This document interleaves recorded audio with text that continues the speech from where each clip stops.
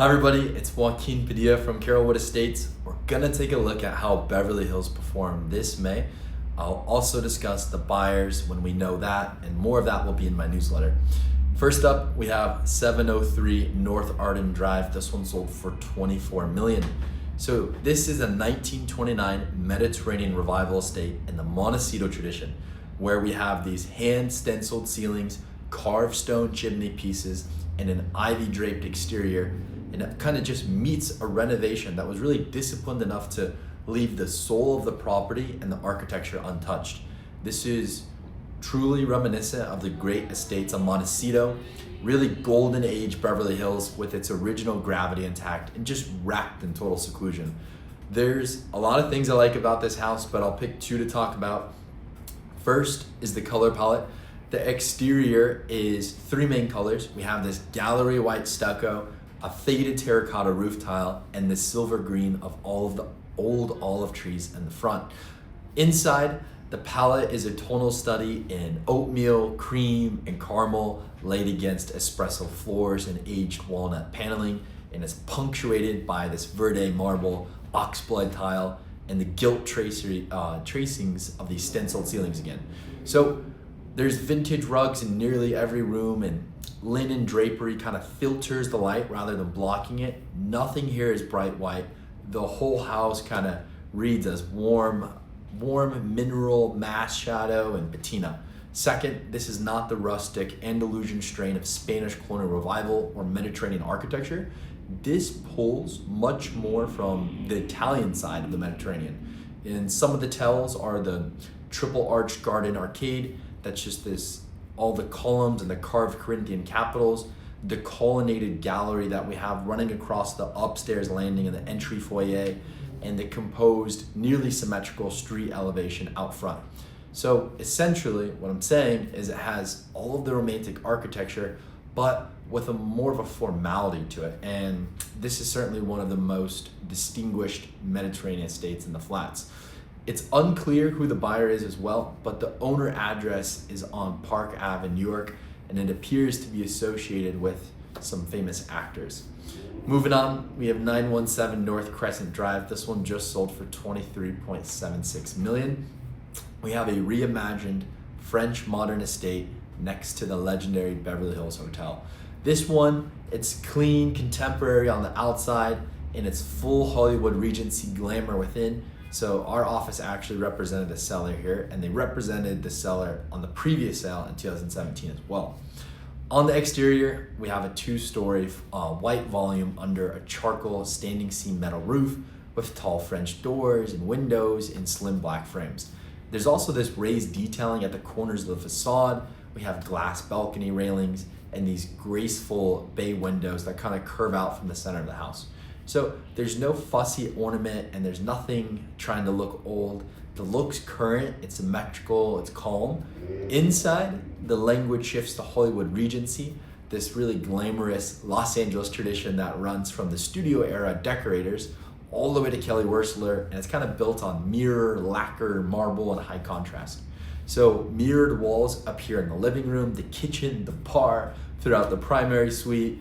It really doubles the rooms and the light. So the result is this estate with sophistication and also this cutting edge kind of design. We also have a massive guest house hidden below the backyard with a state-of-the-art cinema, a Miele concession bar, a gym, 2 guest rooms, tons of storage, and a 4-car garage. Last but certainly not least, the 900 block of Crescent runs right alongside the Beverly Hills Hotel.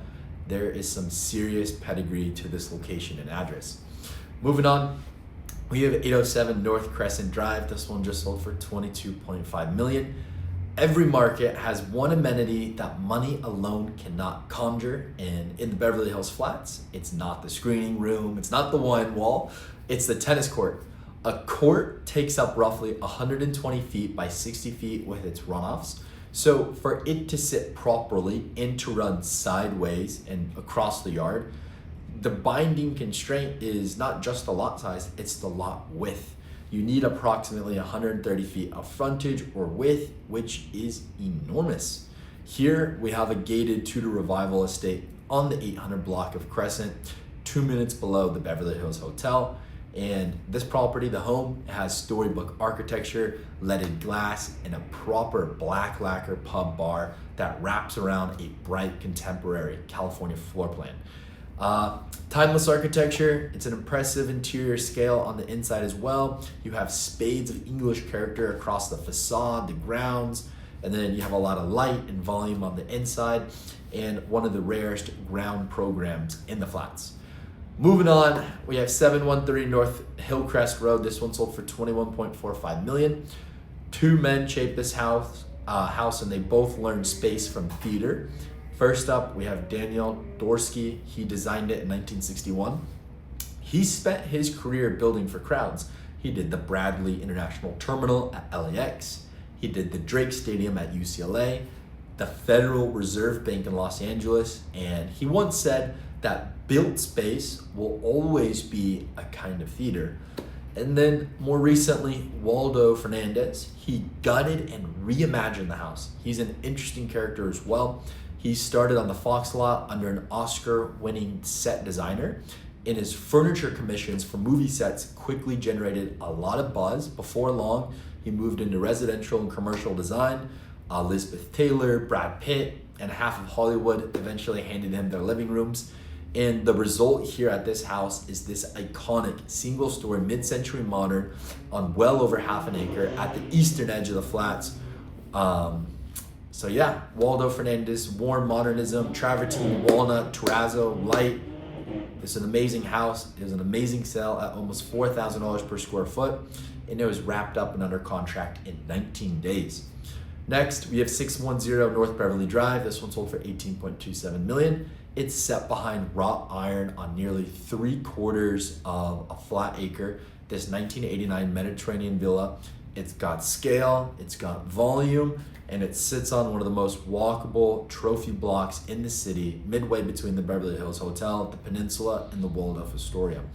It also comes with a tennis court, a pool, spa, 2-story guest house, and an elevator.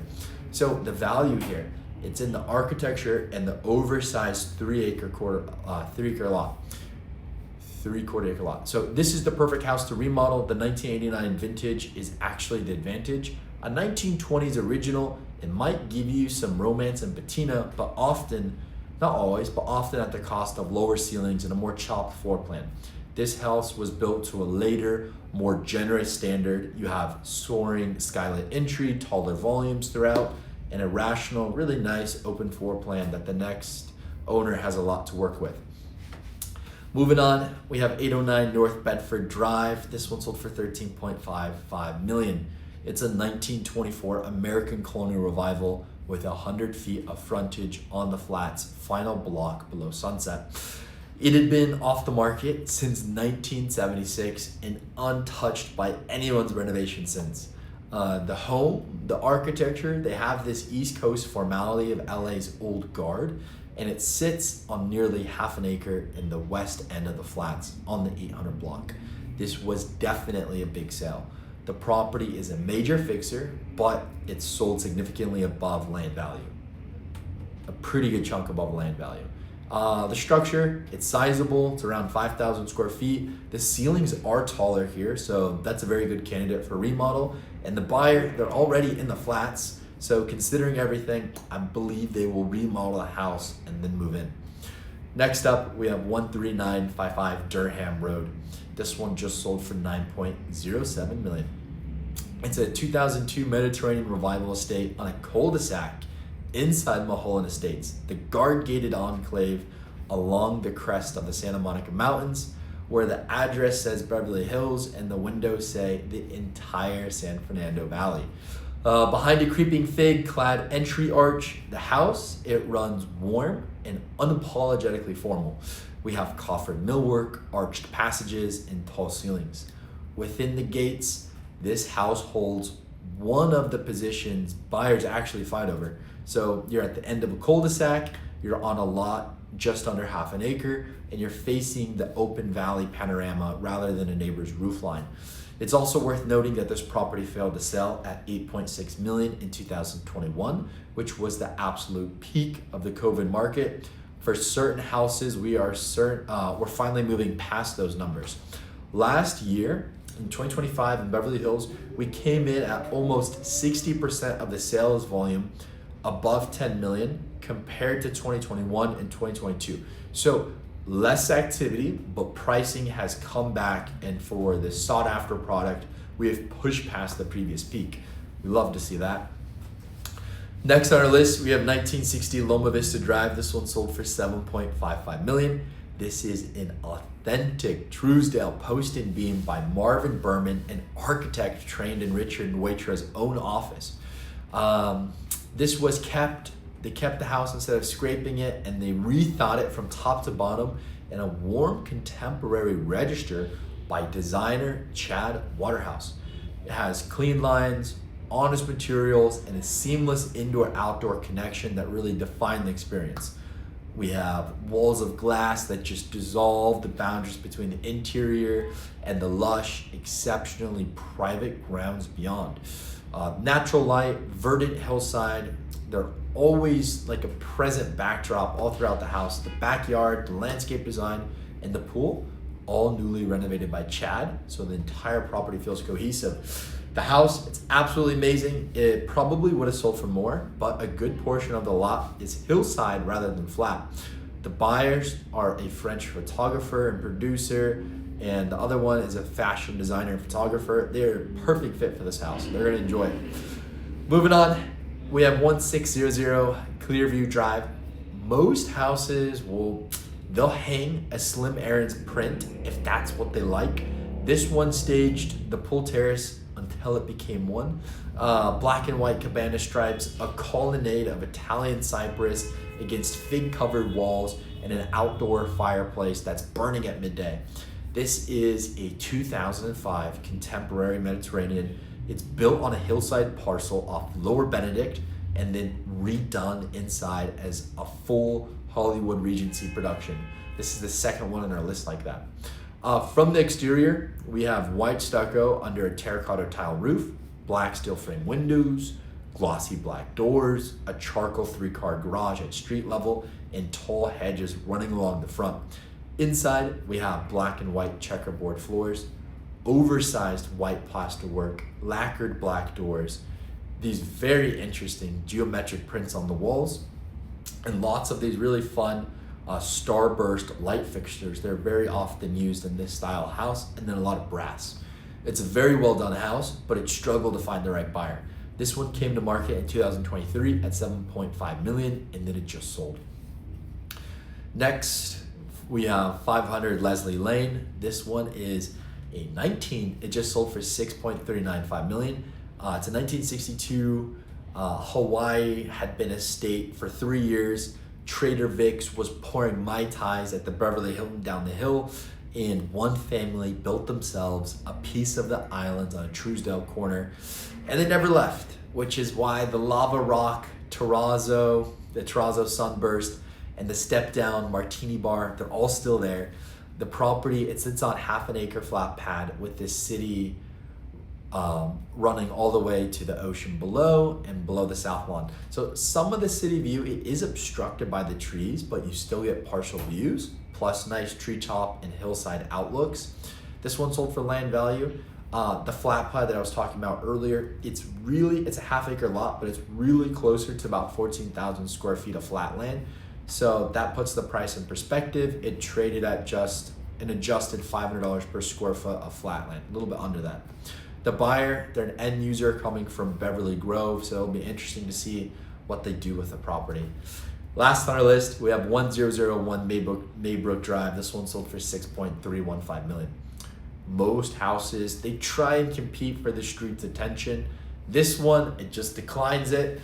From the curb, 1001 Maybrook, it offers this long, pale wall, this little band of horsetail reeds that are on either side of the front door, and this one single glass gable, part of the roof glowing above the entry. That's the whole performance. That's the whole thing. But you walk through the steel gates and the house reveals itself. It's this 1957 single-story home recomposed as a sky-lit gallery. The light comes from above through these beautiful oversized skylights. They wash the room in top light the way museums do it. The house and the walls, they're built for art. Overall, slightly dated, but very thoughtfully recomposed mid-century on a large corner lot on one of Beverly Hills Post Office's most coveted streets. All right, that's it. Thanks for tuning in, guys. If you are somebody that was thinking of selling, give us a call, shoot us a text and email. Let us present our approach and share our thoughts on how to really best maximize your asset before coming to market. We have an excellent network of professionals to prep the house, from basic paint, landscaping, decluttering, minor remodel, full remodel, interior designer, staging. If you're looking to buy, let us connect you with the off-market properties that we have available and that we know are available. Give me a call, 310-943-0909. Thank you.